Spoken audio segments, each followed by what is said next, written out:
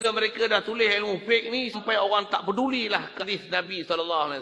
Masa itulah datangnya Imam Bukhari. Dia rasa macam tekilan pasal sabdaan Nabi tak dipedulikan. Zaman Nabi hadis tak ditulis. Masa Rasulullah hidup, Rasulullah tak benar kan menulis sabdaan dia. Pasal takut bercampur mana hadis Nabi, mana Quran. Di zaman sahabat tak ada. Zaman tabi'in pun tak tulis lagi. Tapi fake dah siap. Tauhid dah siap. Jadi antara hadis Bukhari dengan kita belajar sifat 20 ni atas kaedah Abu Hasan Asy'ari, Abu Mansur Maturidi. Anda dulu. Di Bukhari dulu ke? Tauhid Abu Hasan Asy'ari, Abu Mansur Maturidi dulu. Abu Hasan Asy'ari, Abu Mansur Maturidi dulu. Ada rumusan hak ni. Baru datang Imam Bukhari mengumpul hadis. Kita akui benar ada hadis Rasulullah SAW melarang hadis-hadis ditulis kerana baginda khawatir Quran dan hadis akan bercampur jika dua-duanya ditulis. Tetapi Tuan Guru Rozaini kemudian membuat dakwaan bahawa pada zaman sahabat dan tabi'in hadis-hadis memang belum ditulis lagi. Jadi perlu ditegaskan bahawa kenyataan beliau ini keliru dan jauh tersasar daripada kebenaran kerana adanya hadis dan athar sahabat yang menunjukkan bahawa di samping Al-Quran, penulisan hadis juga telah dibenarkan oleh Nabi SAW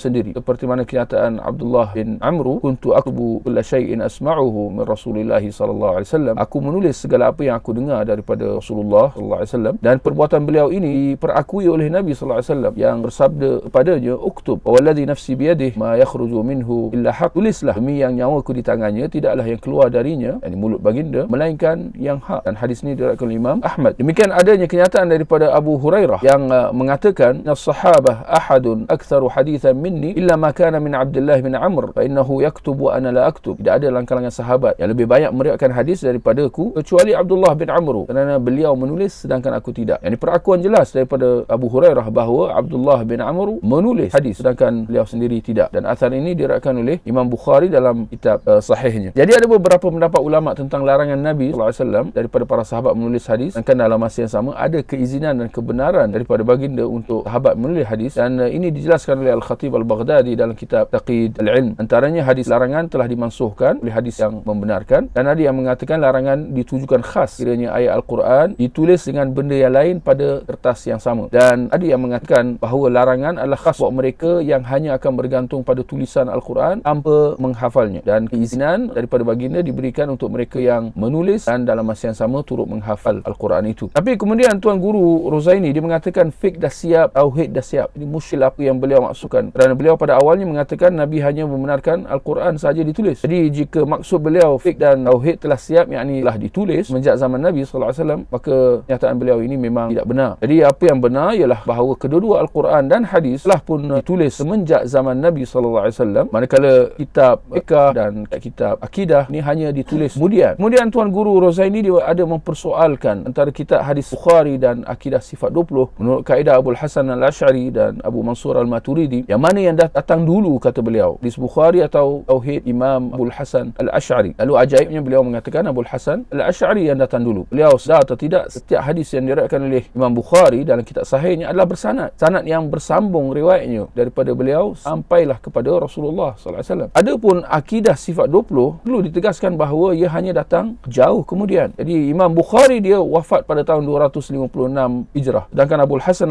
Al-Asy'ari dia wafat kemudian pada tahun 324, dan Abu Mansur Al-Maturidi wafat lagi jauh kemudian pada tahun 333 Hijrah. Jadi jika beliau mengandaikan sifat 20 wujud pada zaman Nabi atau para sahabat, persoalan mudahnya mana bukti dakwaan beliau ini, mana bukunya pada zaman Nabi, sahabat atau tabi'in, dan jawapannya memang tidak ada buku yang sedemikian. Dan semua maklum bahawa sifat 20 hanya mula dibahaskan pada zaman Abu Hasan Al-Asy'ari yang wafat jauh lepas zaman sahabat tabi'in, tabi'in. Dia wafat pada tahun 324 Hijrah. Jadi mengandaikan sifat 20 ni datang dalam Al-Quran atau hadis atau mana-mana buku pada zaman sahabat, tabi'in atau tabi'in, ini memang satu dakwaan besar yang tidak berasas sama sekali.